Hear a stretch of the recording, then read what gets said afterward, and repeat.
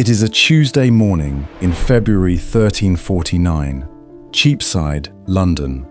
A woman steps out of a timber-framed doorway, walks 40 paces to the cookshop on the corner, and buys a meat pie.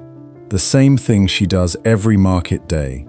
The crust is warm, the filling is mutton. It costs a penny, half a day's wage for the man who killed the sheep.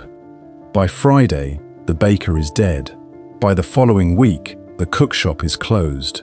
The ovens are cold, and no one is coming to relight them. Right now, across this city, 200 corpses are being buried every single day. Trenches 5 bodies deep. The gravediggers are running out of ground and running out of gravediggers. Within months, half of London will be gone. 35,000 people. The population will not recover for 150 years. But here is the part no one talks about. The thing that determined whether you lived or died during the Black Death was not medicine. It was not prayer. It was not luck. It was on your plate. And the proof would not be found for 676 years, buried in the bones of 5,405 skeletons beneath this city. We will get to what they found. Rebuilt from coroner's rolls, physicians' plague regimens, and the East Smithfield Cemetery excavation. This is what people ate while half of London disappeared, and why the food that was supposed to save them was already killing them. Before the plague arrives, you need to understand what this city eats when it is still alive. Stand on Cheapside and look around. Bread Street sells bread, Milk Street sells milk, poultry sells poultry. The streets are named for what they feed you. The fishmongers work from Queenhithe and Billingsgate, unloading fish from boats small enough to pass beneath London Bridge. The cookshops along Thames Street never close. Not on Sundays, not on Christmas, selling pies and pasties to anyone with a coin. The smell is constant. Wood smoke and rendered fat. Sour ale spilling from open doorways. Fresh blood from Smithfield, where the butchers work in the open air, ankle deep in offal. But not everyone eats the same food.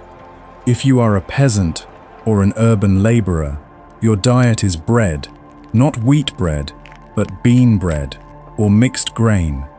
Oatmeal pottage, thin ale, a strip of salted bacon once a week if you are fortunate. Meat is for the wealthy. Sumptuary laws enforce the divide. You eat what your class permits, nothing more. The wealthy eat in a different world. Spiced wine, roast venison, almond milk thickened with rice. Sugar imported from the Mediterranean at a price that would take a laborer 120 days to earn. Their kitchens have hearths, yours does not. And this city has already been starving. The Great Famine struck England from 1315 to 1322. 7 years of drowned harvests and rotting grain. Then the Great Bovine Pestilence killed 62% of England's cattle. Dairy vanished for over a decade.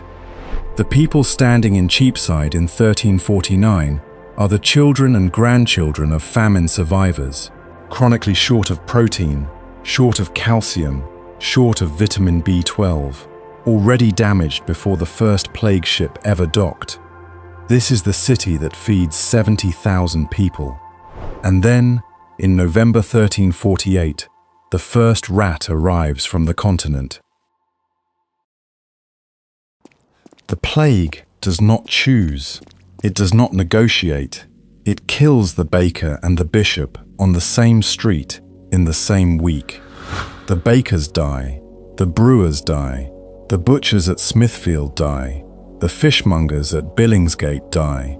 The men who drive the grain carts from the countryside die on the roads before the grain arrives. Fields go unharvested, not because the crops failed, because the hands that would have cut them are buried in a trench at East Smithfield.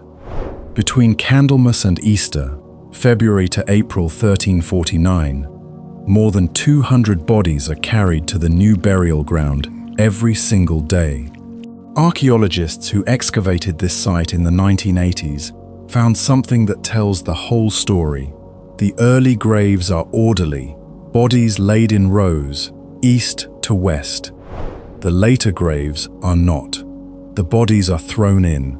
The system broke faster than the ground could hold them. King Edward III writes to the Mayor of London, "The streets," he says, "are foul with human feces, and the air of the city is poisoned, especially dangerous in this time of infectious disease. Dead carts roll through the lanes at dawn. Families lower bodies from upper windows using poles with hooks, because touching the dead means joining them. And the food markets near the mass graves keep operating, because people have nowhere else to buy what little remains. Look at what is happening. The supply chain is not disrupted. It is gone. The people who grew, transported, slaughtered, baked and sold every piece of food in this city are dying at the same rate as the people they fed. But people still need to eat, and what the doctors tell them to eat next will make everything worse." The physicians of 1349 believe the plague is caused by corrupted air, a poisonous miasma that enters the body and disrupts the four humours. The body most vulnerable to plague is hot and moist. The cure: eat foods that are cold and dry. This means avoid fresh fruit, avoid vegetables, avoid dairy, avoid fish. These foods are considered dangerous. They open the body to pestilence. Instead, eat roast meats, poultry, good wheat bread, spices, sugar, and above all, vinegar. Vinegar appears in every plague regimen for 3 centuries. Europeans add it to sauces, sprinkle it through their houses, rub it on their bodies, soak cloths in it, and hold them to their faces. A recipe called 4 Thieves Vinegar mixes it with garlic, herbs, and spices. Doctors hold bread in front of their noses when treating patients, using it as a primitive mask against what they call infected air. But the advice is not even consistent. One physician recommends lettuce. The University of Paris medical faculty forbids it. A regimen from Prague prescribes figs and filberts. A regimen from Montpellier says, avoid nuts entirely. Nobody agrees on anything except this: the air is poisoned, and the right food can protect you. Stay with this for a moment. Do not skip ahead. Read the regimen back. Not a single thing in it, not one, has anything to do with how the plague actually spreads. The plague is carried by fleas. The fleas live on rats. The rats live in grain stores, the same grain that makes the bread these doctors are prescribing. Every time a baker reaches into the grain bin, he is reaching into the exact place the plague lives. But there is one remedy that costs more than everything else combined, and it contains something that would be illegal in most countries today. It is called theriac. The finest version is known as Venice treacle. 60 to 80 ingredients: opium, dried viper flesh, cinnamon, myrrh, honey, saffron, black pepper, cardamom, frankincense. The recipe is ground into a paste, mixed with thick syrup, and aged for 12 years before it is considered ready. A small jar costs more than a laborer earns in a year. Wealthy households pay enormous sums. Nobles dissolve theriac in wine and drink it before meals. Some carry small amounts in gold lockets around their necks, believing it protects against corrupted air. The opium dulls pain. The spices mask the smell of death, but it cures nothing. And the trade routes that brought these ingredients from Venice and the East are collapsing, because the merchants, the sailors, and the dock workers who carried them are dying too. But here is the strangest part of the medieval pharmacy. The one thing that might have actually helped is being consumed by everyone, rich and poor, for entirely the wrong reason. Ale, brewed by boiling water, which kills pathogens. The average Londoner drinks 3 pints a day, not because they understand bacteria. The concept will not exist for 500 years. They drink it because Thames water tastes foul and makes people sick. The boiling is accidental medicine. And for those who cannot afford theriac or meat or spiced wine, for the poor who eat bean bread and thin pottage, the doctors have one final piece of advice. Eat according to your station. The poor should eat coarse foods. To eat above your class is to invite the plague into your body. Of everything the doctors prescribe, the vinegar, the theriac, the roast meats, the avoidance of fruit, which one do you think actually made a difference? Tell me in the comments, because what comes next is not what anyone in 1349 expected. The plague kills half the workforce, and the half that survives discovers something that has never happened before in English history. They have leverage. A ploughman who earned 2 pence a day before the plague now demands 6. A dairymaid who was grateful for room and board now insists on coin. Workers refuse to show up unless the wages match the world they are living in. A world with half as many hands and the same amount of land. On the 18th of June 1349, while the plague is still killing, King Edward issues the Ordinance of Labourers, freezing all wages at their 1346 levels. The penalty for paying or accepting higher wages: imprisonment. It does not work. Surviving peasants eat beef and mutton instead of bacon, wheat bread instead of barley, fresh fish instead of salted herring. The almond milk that was once a luxury of the wealthy becomes more widely available. Ale consumption rises. Cooked food, roasts, pasties of fish, fowl and game becomes accessible to urban workers who could never have touched it before. But the transformation is not just economic, it is cultural, and it terrifies the people in power. William Langland writes it in Piers Plowman: beggars refuse bread made with beans. They demand fine white bread. They refuse cheap halfpenny ale and insist on the best. They will not eat yesterday's bacon. They want fresh flesh and fried fish. A landowner named John Gower complains, because such a man is hired as a member of your household, he scorns all ordinary food. He grumbles, and he will not return tomorrow unless you provide something better. In 1363, Parliament passes sumptuary legislation. Servants shall have meat or fish once a day. At other times, food appropriate to their estate: milk, butter, cheese. The fact that they have to legislate it tells you it is already too late.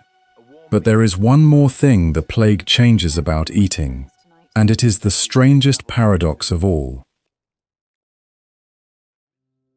The physicians say, keep good company, drink good wine, eat good meat, avoid melancholy. Melancholy, they believe, opens the body to plague.